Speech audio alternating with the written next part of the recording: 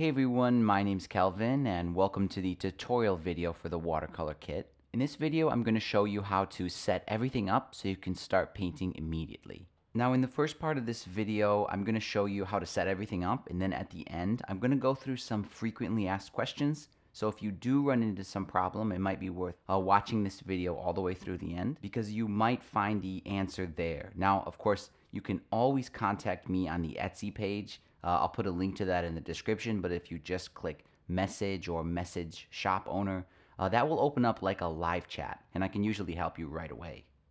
The first thing you need to do is download the files for the watercolor kit. It's going to be a zip file. You need to download that to the iPad storage. So make sure it's not going to iCloud or Dropbox. Make sure it's on the iPad storage, on the iPad memory itself.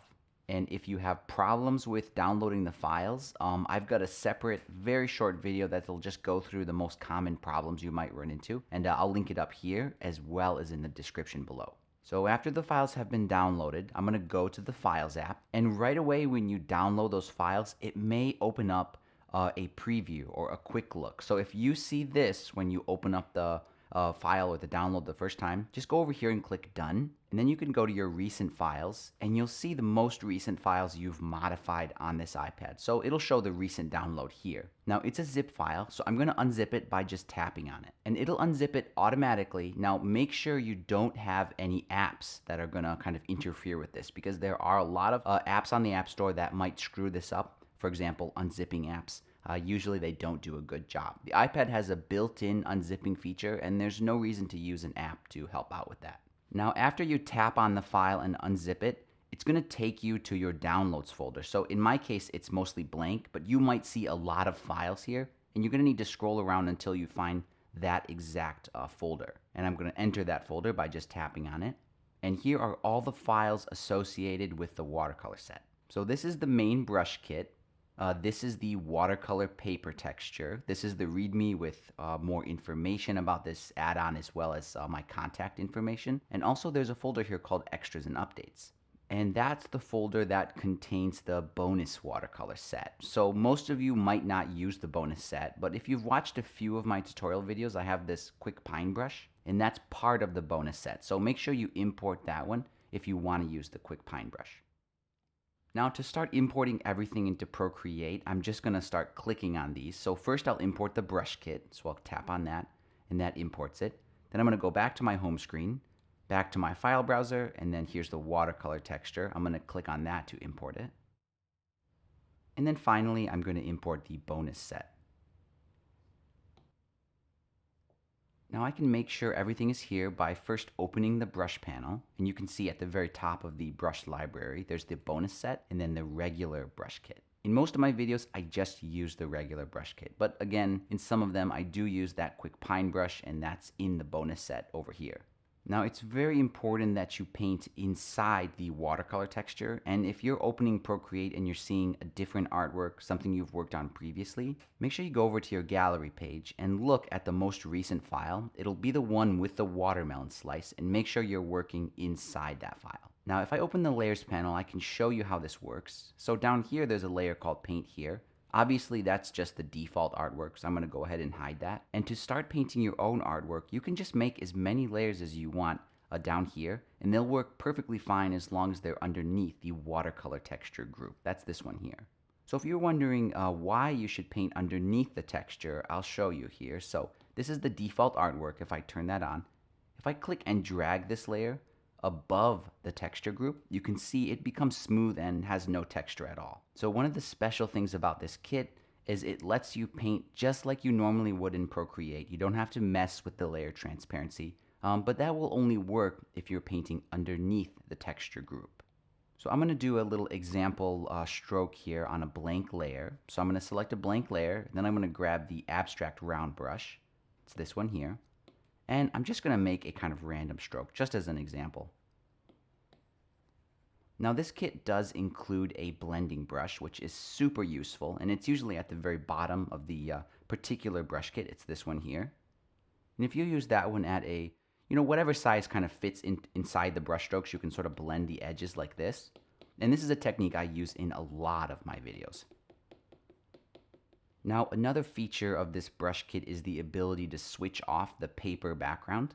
So if I open up the layers panel and then find the texture group here and open that one up, you can see there's a very top layer and all of the paper textures have this feature. And watch what happens when I turn that off. You can see it doesn't affect the artwork at all. It just disables the texture on the background. And this is really handy if you're making a stock artwork, or maybe you want to print your artwork without the texture occurring in the background as well. So it depends on what you like. I like to paint with the texture on, but when I print my artwork, I almost always switch it off.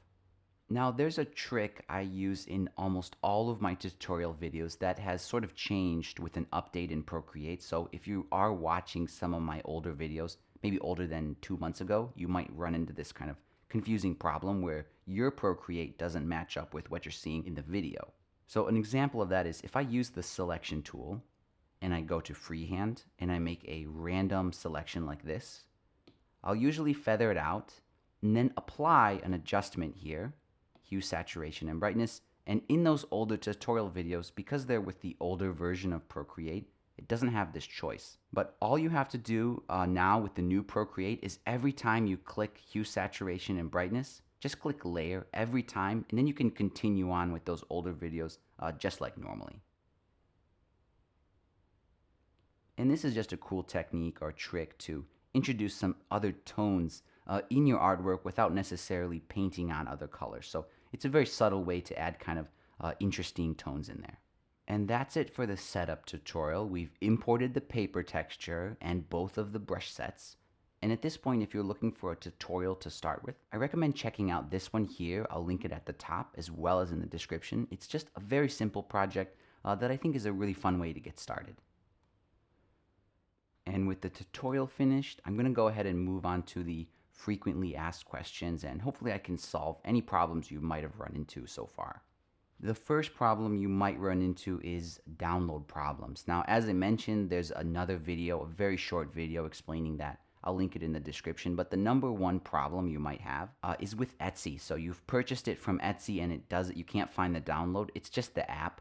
There's something wrong with the Etsy app. So if you just log into the regular full Etsy site using Safari on the iPad or the Safari on your actual desktop computer, you can log into Etsy, go to your purchases page, and then you'll just see an obvious download button there. Now, you can always message me whether you bought the set on Etsy or Creative Market. You're always welcome to go to the Etsy page and message me or contact shop owner. That's a live chat, and I can help you solve problems immediately, much faster than by email.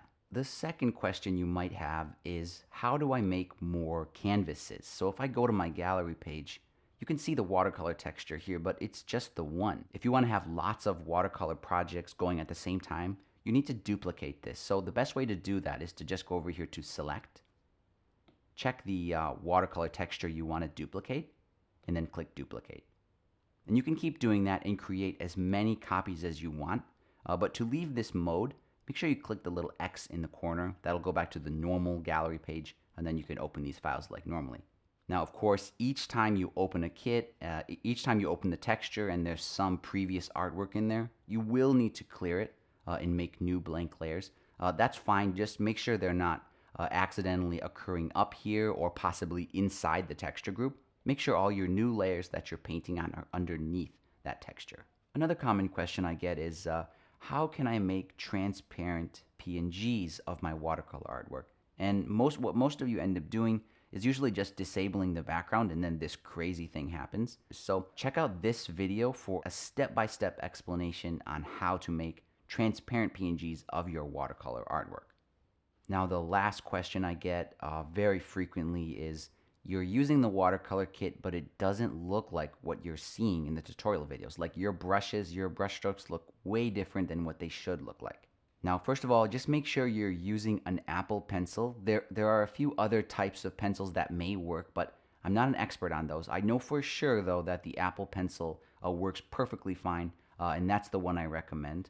If you are using an Apple pencil, make sure the tip is screwed on very tightly. Over time, it loosens up, and you'll have some weird brush behavior when that happens. Another thing is, make sure your pressure curve has been reset. So you can check on that by going to the wrench, going to preferences, edit pressure curve. It should look like this. If you see some custom curve, usually it's because you were doing some lettering or something like that. Make sure you reset it, and then the brushes should behave normally after that. Now, of course, if the brushes look smooth, make sure you're using the watercolor texture. Make sure you're using the texture and you're painting underneath it. And also make sure your pencil is fully charged, because when you get around 2-3% battery, it starts to go a bit haywire. And of course, if you have any questions about this kit, even if you purchased it on Creative Market, you can always go to my Etsy page, open the live chat there, the contact shop owner or message button, and you can talk with me directly and usually get an answer in just a few minutes. And that pretty much wraps it up. Thank you so much for your support. Thanks for watching, and I'll see you in the next tutorial.